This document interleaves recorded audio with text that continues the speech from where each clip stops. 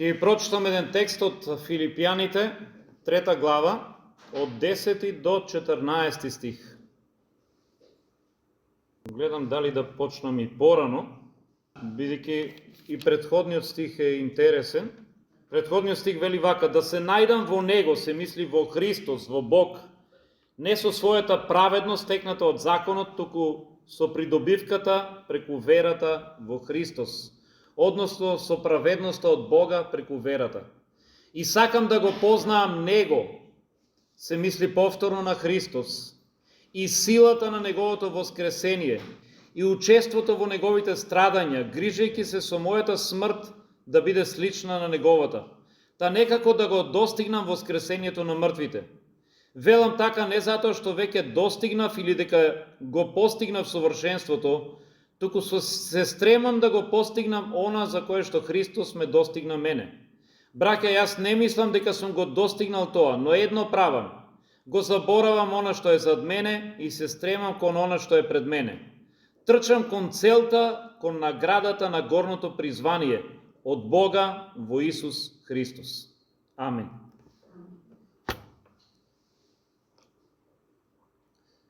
Мојата денешна проповед има прашање кое што е филозофско. И сега, кога ќе го слушнете овој збор, си велите, ова ќе биде некоја досадна проповед, некоја филозофија, Горан ќе ни расправа тука, нема ништо да разбереме. Но не мора да значи. Кога станува збор за филозофско прашање или за прашања за кои што размислуваме, што мислите, кој е едно од најважните прашања што си ги поставуваме? Но ова е едно од прашањата, да бидем искрени, која е смислата на животот, кое што скоро да нема човек што не си го поставил. Може би не директно во таа форма, ама сите ние во текот на нашиот живот почнуваме да се прашуваме: зошто сум се родил, зошто живеам, зошто постојам, има ли мојот живот воопшто некаква смисла или некаква цел, дали мојот живот има некаква вредност? Сте си го поставили ли ова прашање во некој од овие форми? Колку пати? Сега, верувам дека ние луѓето дури се разликуваме од животните, токму по ова прашање. Вие нема да сретнете некоја крава која што паднала во депресија и размислува зошто постојам, која е смислата на моето постоење. Или може би размислува, ама не ни кажува, не знам. Ама не можеме да си ги замислиме животните како седат и размислуваат. Која е целта сега, зошто јас сум тука, зошто сум се родила? Кравата не размислува за тие работи или овцата. Но ваквите прашања покажуваат дека ние како луѓе имаме и една духовна димензија, дека сме сепак едни духовни суштества, има во нас нешто духовно кое што не може да биде заменето нити исполнето со материјалното. Човек може да има се, а сепак да се чувствува празен затоа што не нашол одговор на овие прашања. Може човек да му е се, како што велиме ние, рамно во овој свет и пак да е во депресија затоа што не успева да најде смисла на неговиот живот. И не човекот што само размислува да најде смисла, ако тој не успее да најде смисла или цел на неговото постоење, најчесто човекот или живее несрекно, па дури и не сака да живее. Читав за еден пример, го раскажува еден пастор за момче кое што си го одзело животот. Ова момче било одличен студент, дури заработувал добро, си имал свој автомобил, си имал своја девојка, било богато момче, било интелигентно, паметно, дури и не одел по некакви лоши патишта. Не можело да најдете некаква мана во неговиот живот. Немал никаква непристојна афера, ниту бил забеган во некакви лоши навики или пороци, па сепак овој младич си зел пиштол и си застрелил куршум во главата. Пред да го стори тоа нешто, ово момче оставило проштално писмо или порака. И во тоа писмо се наоѓале овие зборови: не гледам никаква смисла повеќе да живеам, затоа си го прекинувам животот. Мојот живот е бесмислен.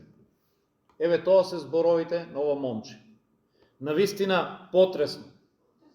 Но ова ни кажува дека човекот има потреба да најде одговор на ова прашање. Зошто постојам? Која е смислата на мојот живот? И ако не го најде одговорот, човекот живее мизерно. Марк Твен рекол вака: два датуми се најважни во твојот живот. Првиот е датумот кога си се родил, или денот кога си се родил, а вториот е денот кога ќе откриеш зошто си се родил. Ние имаме еден живот и затоа е исклучително важно да го најдеме одговорот на ова прашање, бидејќи ако го промашиме, нема повторен испит. Има еден човек по име Дейвид Лоренс, тој рекол вака: да имаме два животи, еден пробен, а друг вистински, како во актерството, тогаш ќе беше многу полесно. Нели, први ќе го извежбавме, а после ќе излезевме на сцената веќе подготвени. За жал, тој вели во животот само еднаш се стапува на сцена. Нема втора проба, нема генерална проба.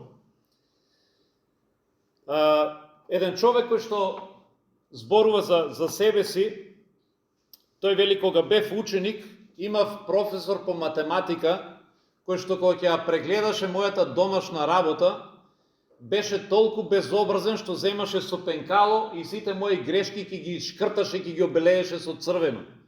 И вели, тетрадката ми изгледаше толку ужасно, што не можев да ја трпам, целата ишкртана со црвена боја. И бидејќи не можел да ја трпи таа тетрадка, тој вели, иако тетрадката се уште не беше пополнета целосно и завршена, вели, јас, од што не можев да имам таква тетрадка, ја фрлав и си купував нова. И започнувала одново со нова тетрадка. Ке беше лесно ако можевме така да направиме со животот, нели? Овој живот го пропастен со еден куп грешки, ја промашив целта, ќе го фрлам и ќе си започнам одново. Но за жал не можеме да направиме така со животот. Но важно е токму затоа, за да не го промашиме и да не ја промашиме целта, важно е да одговориме на прашањето зошто постоиме, која е целта на животот. Јас прочитав на почеток еден библиски стих и за кратко ќе се навратиме на него и ќе видиме што Павле ни кажува за целта на животот. Бидејќи слушнавме во тој негов краток текст, што го прочитавме, тој вели, трчам кон целта. Тој ни зборува за одредена цел. Но која е целта на животот? Која е смислата на животот? Зошто постојам? Во одговор на ова прашање се разбира има и погрешни одговори. Еднаш во една прилика некој учител решил ова прашање да им го постави на своите студенти. И тие започнале еден по еден да даваат одговори. Еден од нив го дал овој одговор. Рекол, јас постојам заради мојот народ. Листот е ништо, стеблото е се. Тој себе си се споредил со еден лист од стебло, и во тој случај самиот лист не представува ништо, но стеблото е важно, народот. На тоа нешто учителот му одговорил, добро, но зошто постои стеблото? Зошто постои народот? Со оваа аналогија ние само бегаме повторно од прашањето.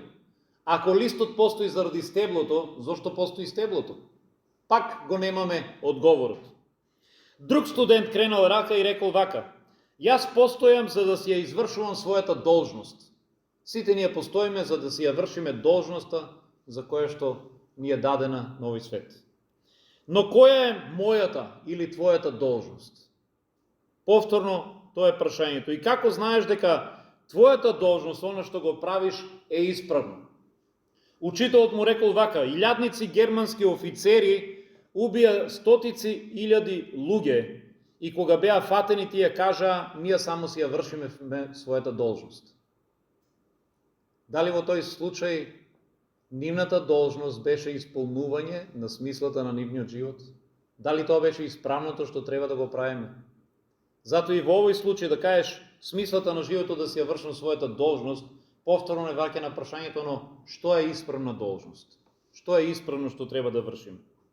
Трет студент рекол вака, јас потекнувам од 16 генерации на аристократско стебло. И јас треба да си ја проложам лозата. Тоа е смислата на мојот живот. Да ја продолжам таа лоза на аристократско стебло.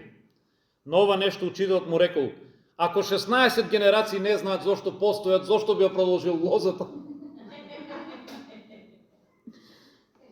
Повторно се враќаме на истото прашање. Уште еден студент рекол вака, јас ќе станам доктор и ќе спасувам животи. Тоа е една благородна цел која што ми дава смисла на мојот живот. И ова звучи добро. Но и на ова учителот му рекол вака, ако не знаеш зошто живее човекот, тогаш тоа е спасување на еден бесмислен живот. Тоа е исто како да произведеш машина која што не служи за ништо. Зошто би спасувале животи, ако тие животи не знаат зошто живеат? Затоа се враќаме повторно и повторно на основата. Основното прашање, зошто живеам, зошто постојам, која е целта на моето постоење?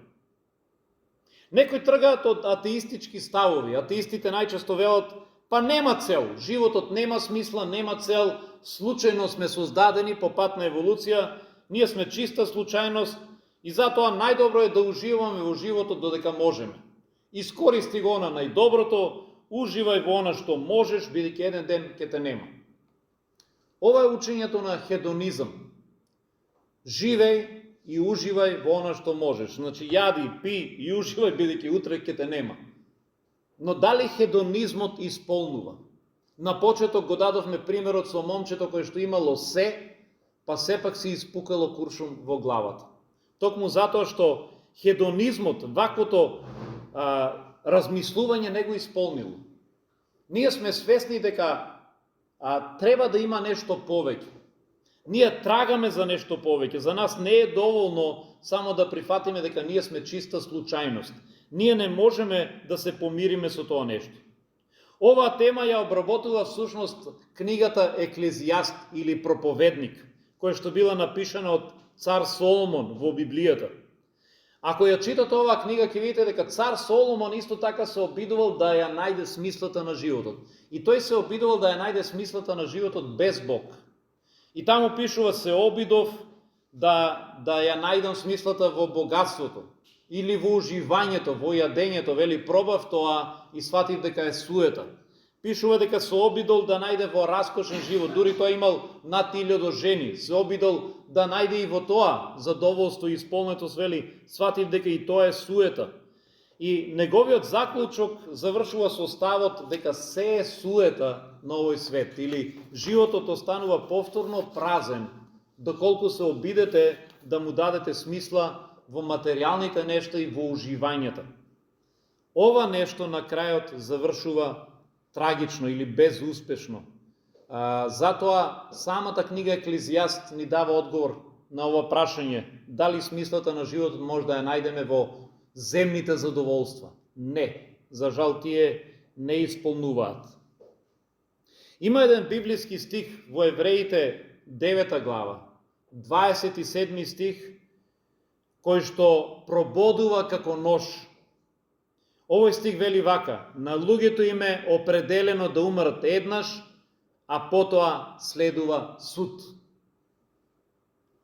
Зошто би следувало суд, ако животот сам по себе нема цел, нема смисла? Ако животот нема цел и нема смисла, тогаш нема што да промашиме. Како и да го живееш, нема исправно и погрешно, нели? Но Библијата ни вели, човекот треба да го проживее својот живот, бидејќи на крајот доаѓа суд, доаѓа тестот. Знаете, тоа е како некој да ти каже, слушај, учи цел месец, ути на крајот има испит. Има завршен испит. Секој еден од нас на крајот од својот живот треба да застане пред Бог, да даде испит, да даде отчет за својот живот. Отчет можеме да дадеме само ако нашиот живот има некаква цел. И отчетот ќе покаже дали сме ја исполниле целта за нашето постоење, дали сме се држеле во таа насока или сме паднале на испитот, дали сме ја промашиле целта. Затоа овој текст, овој стих и како замислува. Тој прободува како нож, бидејќи вели, на луѓето им е определено еднаш, а потоа следува суд. И не тера да се замислиме. Кој е смислата на животот? Зошто јас и ти постоиме? Дали сум ја промашил целта? или на крајот, кога ќе стигнам на завршниот испит, ќе поминам? Кој го знае одговорот на ова прашање? Рик Ворен, познат христијански писател и пастор од Америка, тој вели, за да можеме да дадеме одговор на ова прашање и за било што друго, треба да се праша оној кој што не создал. Знаете, тоа е исто со се друго. Замислете, гледате некаква машина или механизам како ова, прв пат ја гледате во животот. Има еден куп запченици, механизми, некакви копчиња. И јас ако ве прашам зашто служи ова машина, што ќе ми одговорите? Ќе грчете рамене и ќе викате, поима немам. Прв пат ја гледаме машината, ние не можеме ни да предпоставиме која е целта на оваа машина. Но знаете ли кој го има одговорот? Оној што ја создал. Ние можеме сите да се чудиме, сите поред да ви испитувам, најверојатно никој нема да знае, но можеме да дојдеме многу лесно до одговорот само ако го прашаме оној што ја направил. Тој што е создал машината, ако прашаме, добро бе човек, што има намена оваа машина, каква цел има, зашто служи? Тој може лесно да ми одговори. Тој ќе каже, ја направив заради тоа и тоа. Тој ќе кажем, да бе. Исто и со нас. Одговорот на прашањето, кој е смислата на мојот живот, зошто постојам, зошто сме создадени, може да го даде само оној кој што не создал. Тој кој што не создал, тој знае и зошто не создал. Кој е целта на нашето постоење, зошто постоиме. И кога ние ќе откриеме целта на нашето постоење, тој ќе даде и смисла на нашето постоење. Знаете, кога за нешто имате одредена цел, таа цел ви дава да вие се фокусирате и да вашата енергија ја вложите во тоа нешто. Ако имате цел,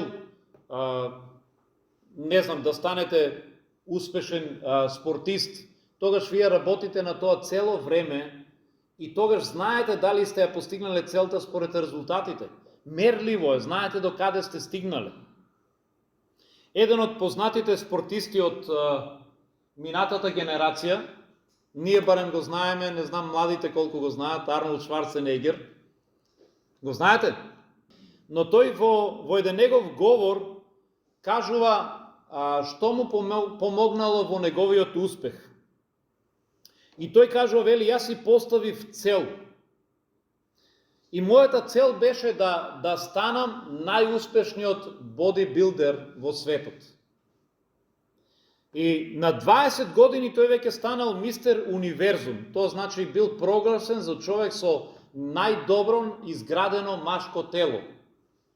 И го прашале како го постигна тоа нешто, дури некој човек во теретаната му пришол и му рекол, те гледам дека вежбаш по 4-5 часа дневно и иако си изморен и си исцрпен, сепак си среќен и продолжуваш да го правиш тоа нешто. Како ти успева? Тој одговорил, затоа што пред себе јас ја гледам целта. Си поставив цел и секогаш кога вежбам, мене ме движи напред или ми дава сила да продолжам целта што јас сум си ја поставил. И токму овој пример на Шварценегер ни помага да разбереме дека кога ја знаеме целта на нашето постоење, зошто постоиме, тогаш се чувствуваме исполнети кога ние работиме во насока на таа цел. Ако јас знам зошто постојам, тогаш ако секогаш кога го одам во таа насока, мене ме прави среќен и ми исполнува тоа што го правам. Затоа апостол Павле, кога зборува трчам кон целта, тој кажува и што е неговата цел. Еве уште еднаш ќе прочитаме, бидејќи можеби кога читав на почетокот не се фокусиравте, не знаевте дека ова ќе биде темата. Пајде да пробаме да откриеме што Павле ни кажува, која е целта. Павле, читаме, вели вака: сакам да го познаам него и силата на неговото воскресение и учеството во неговите страдања, грижејќи се мојата смрт да биде слична на неговата, та некако да го достигнам воскресението на мртвите. И тој вели, браќа, не мислам дека сум го достигнал совршенството, но се стремам кон оно што е пред мене. Трчам кон целта, кон наградата на горното призвание од Бога во Исус Христос. Павле вели, трчам кон целта, но што е неговата цел? Павле е открил неговата цел неколку стихови порано. Тој кажува што сака да постигне. И еве кој е она за кое што тој трча. Вели, сакам да го познаам него и силата на неговото воскресение и да земам учество во неговите страдања, грижејќи се мојата смрт да биде слична на неговата. Еве, тоа е целта на апостол Павле. Сакам да го познаам него. За кој зборува Павле? За Исус, за Христос. Тој вели, мојата животна цел е да го запознаам Исус што е можно повеќе. Мојата животна цел е да го познавам Него, да бидам заедно со Него, да земам учество во Неговите страдања, да бидам што е можно посличен на Него, па макар и во смртта да бидам сличен на Него. Павле вели, тоа е мојата цел. Најважно нешто ми е да бидам со Него и да бидам како Него и да го прославам Него. И затоа вели Павле, трчам кон целта. Тој вели, не велам дека сум го достигнал тоа до крај, не велам дека сум стигнал до совршенство, ама трчам кон целта. Целта на Павле е таа. И јас верувам дека таа е целта и на секој еден христијанин, па и не само христијанин, и на секој еден човек на овој свет. Знаете, луѓето во овој свет, кои што не го познаваат Бога, си поставуваат други цели. Ако ги прашате луѓето надвор, која е твојата цел, тие велат, па мојата цел е, не знам, да станам богат. Нели, тоа не е прво нешто. Некој, ако прашаш од политичарите која е мојата цел, тој ќе каже, мојата цел е, не знам, да стигнам до министерско место, да станам градоначалник. Не знам, и тие си имат поставена цел кариера во нивниот живот, да стигне до врвот на кариерата. Но што кога ќе стигнеш до таму? Дали тоа ќе те исполни, дали ќе те направи среќен, дали тоа е крајната цел за која што живееш? Некои велат, мојата цел е да создадам семејство, да имам жена, деца, да создадам семејство, тоа е мојата цел. Но како што зборувавме однапред, ако не знаеш кој е смислата на животот, зошто би создавал нови генерации кои што и тие не знаат зошто живеат? Или што е пак со оние кои што не можат да имат семејство? Ако смислата на животот е да имаме семејство, што е со оние што се без жена, без деца, што се самци? Дали нивниот живот автоматски нема смисол? Затоа сите овие нешта кои што луѓето си ги поставуваат во светот како цел, тие се привремени, но тие не се вистинската или крајната цел. И ако ние промашиме целта на нашето постоење, ние се чувствуваме празни. Факт е дека ние сме создадени за Бог. И ако ние се оддалечиме од Бог, и ако не ја вршиме целта за која сме создадени, нешто во нас е дефектно. Ние не се чувствуваме исполнети. Намерно одбрав една ваква слика. Сте пробали некојаш да јадете супа со вилушка? Велат ова е прибор за ослабнување. Ако сакате да ослабните, од сега треба супа со вилушка. Но зошто се смееме кога ова слика ја гледаме и зошто нема да ни успее? Затоа што вилушката не е наменета за ова нешто. Вилушката не е наменета со неја да сркаме супа.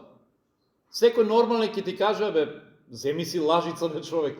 Ако сакаш убаво да се најадеш да ја исркаш супата, за тоа има друг прибор, има лажица. А сте пробали ли пак со лажица да сечете месо? И тоа не бива, нели? Ќе ти кажат, чекајте, за месо има друго нешто измислено. За месо земи нож. Така да, секој едно нешто си има своја причина зошто е создадено.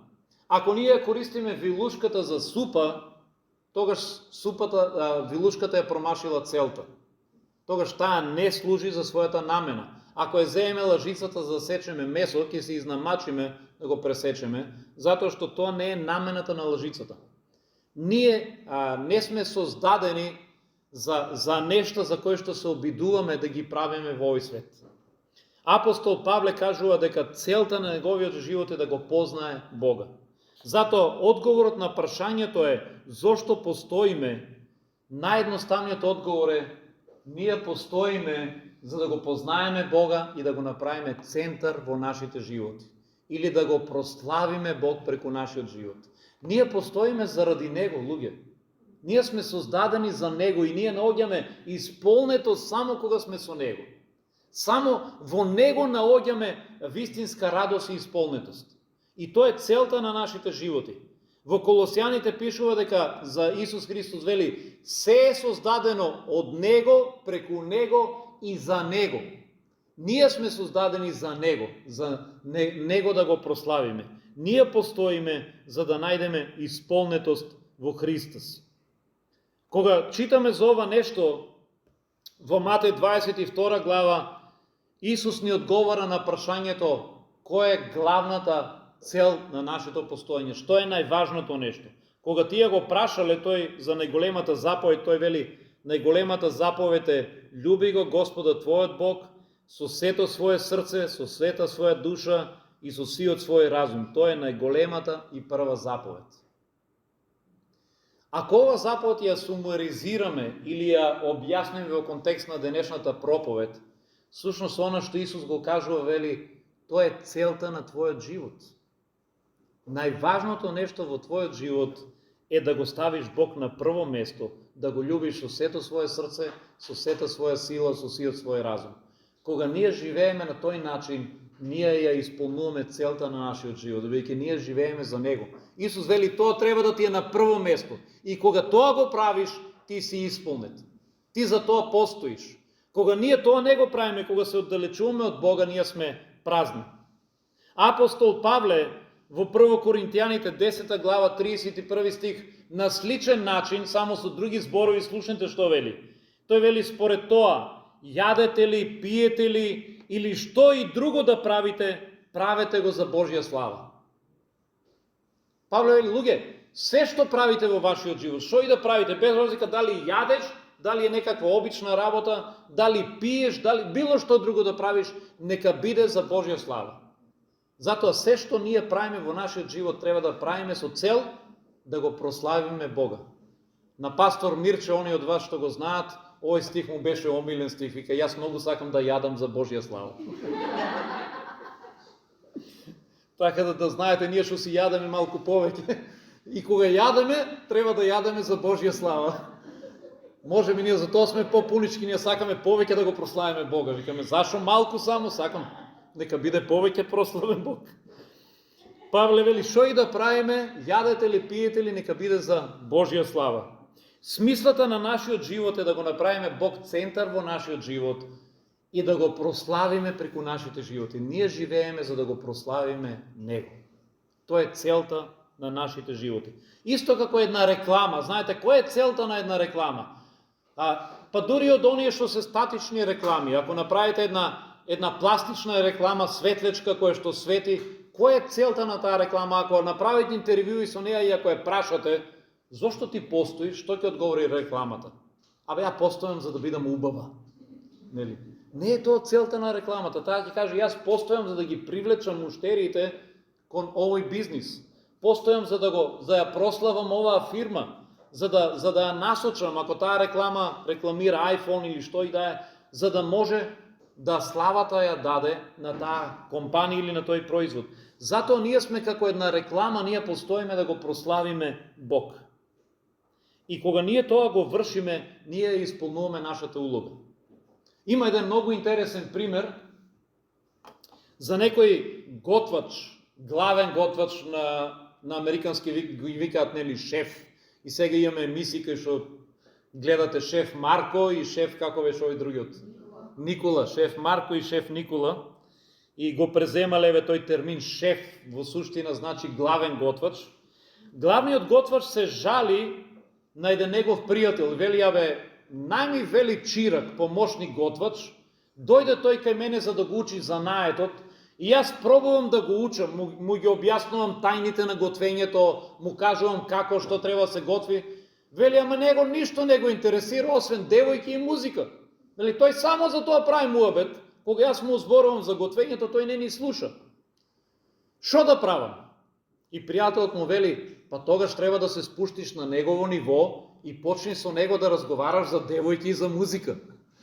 И главниот готвач вели: не. Тоа е погрешно. Тој е дојден тука и неговата цел е тука за да научи да готви. Јас неам намера да си губам времето со него за девојки и за музика да разговарам. Ако тој не го интересира готвењето, тој ја промашил професијата. Во тој случај нема што да бара тука. Бидејќи неговата професија, неговата цел зошто е тука е за да научи да готви, а не да го учам за девојки и за музика. И готвачот, главниот готвач е во право. Но ако оваа аналогија примениме за нас, гледате, ако нас не ни интересира Бог, а ние сме создадени за Бог, ако ние не го бараме Бог, ако ние неаме тежнење да го прославиме Бог со нашите животи, ние сме си ја промашиле професијата. Слично како овој помошник готвич, бидејќи нашата професија, главна професија, нашата главна цел на нашето постоење, на моето и на твоето, зошто ти постоиш е да го прославиш Бог. И ако ти не се интересираш за Бог, ти си ја промашил целта. И затоа може би многу луѓе денеска во светот се чувствуваат празни, бидејќи тие промашиле целта. Колку повеќе се оддалечуваме од Бог, ние поголема празнина чувствуваме во нас. И таа празнина не може да ја исполни ништо друго, верувајте, ниту пари, ниту слава, ниту богатство. За кратко време можеби ќе се чувствуваш среќен, тоа ќе трае 2 недели и потоа пак си празен. И пак ќе бараш нешто друго да ти исполни. Бидејќи ти постоиш за да го прославиш Бог и да бидеш со Бог, да го направиш центар во твојот живот. Ако не го правиш тоа нешто, ако се оддалечил од Бог, ти си ја промашил професијата и ти остануваш празен. Августин, црковен отец од 3 век, тој вели вака: Ти не создаде за себе, Господе, и нашите срца се немирни, се додека не се одморат во Тебе. И тоа е вистината. Августин тоа многу убаво го срочил и го преточил во оваа реченица. Ние сме создадени за Тебе, Господи. Нашите срца се немирни, се додека не најдат мир во Тебе, бидејќи ние постоиме за Него. Блес Паскал, француски математичар и филозоф, тој рекол дека човекот, секој еден човек во себе си има една празнина, еден вакуум во облик на Бог. Тоест, празнина која што може да ја исполни само Бог. И тоа го има во секоја една човечка душа. Затоа, кога го нема Бог во нашите животи, ние ја чувствуваме таа празнина. Тој вакуум останува. Токму затоа Исус во Лука 9 глава вели: Зашто каква е ползата на човекот ако го придобие целиот свет, а душата своја ја загуби? Човекот се обидува да го придобие светот затоа што мисли дека светот ќе му ја исполни празнината.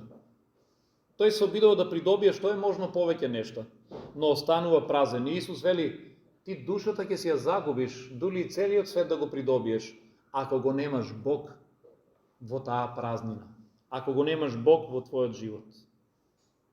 И ако смислата на животот е да се стане Божјо дете, бидејќи тоа е главната цел, да ние го запознаеме Бог и да станеме Негови деца, а не да бегаме од Него, тогаш се поставува прашањето: како се станува Божјо дете? Како јас можам да ја исполнам целта во мојот живот? Одговорот е дека Божјо дете можеш да станеш само преку Исус Христос. Оваа цел, заради која што сме создадени, може да ја исполниме само во Исус Христос. Ако читаме во Евангелието на Јован, 1 глава, 12 стих, овде Јован многу убаво ни го објаснува тоа нешто. Јован вели: на сите оние што го примија, сите што поверуваа во Него, се мисли на Исус, им се даде власт да станат Божји деца. На кој им се даде власт или право? Кој можеа да бидат наречени Божји деца?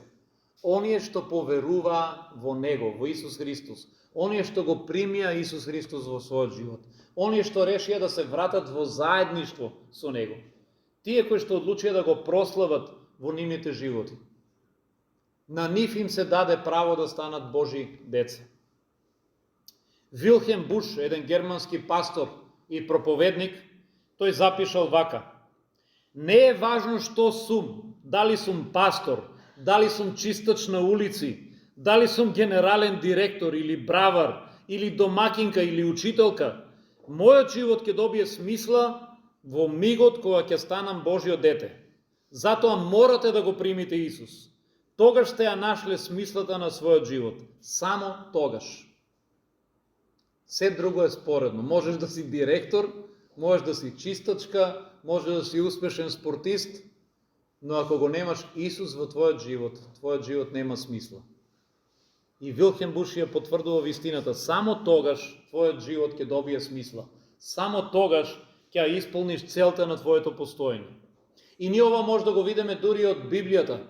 Имаме безброј примери каде што новозаветни личности, дури кога се сретнале со Исус, нивниот живот бил променен и добил смисла. Може да зборуваме за слепиот Вартимеј, кој што со години беше на улицата и просеше. Кога Исус дојде во неговиот живот, тој живот се промени и доби смисла. Може да зборуваме за Самарјанката која што променила 5 мажи и повторно беше несрекна, се додека него сретна Исус и тој него промени незиниот живот. Може да зборуваме за Марија Магдалена, за Захеј даночникот и за многу други личности. И тоа е она што е фасцинантното кај Исус, тоа е она што нас не воодушевило, бидејќи ние најдовме смисла кога животот го предадовме на Исус Христос. И тогаш мојот и твојот живот се промени. Само тогаш кога го запознавме Исус. Само тогаш кога центарот на нашиот живот стана Исус. Кога решивме да живееме за Него, како што вели Павле, да го познаеме Него и да станеме слични на Него. И Павле вели, тоа е целта на мојот живот. Тој вели, не велам дека ја достигнав целосно, но трчам кон целта. Трчам.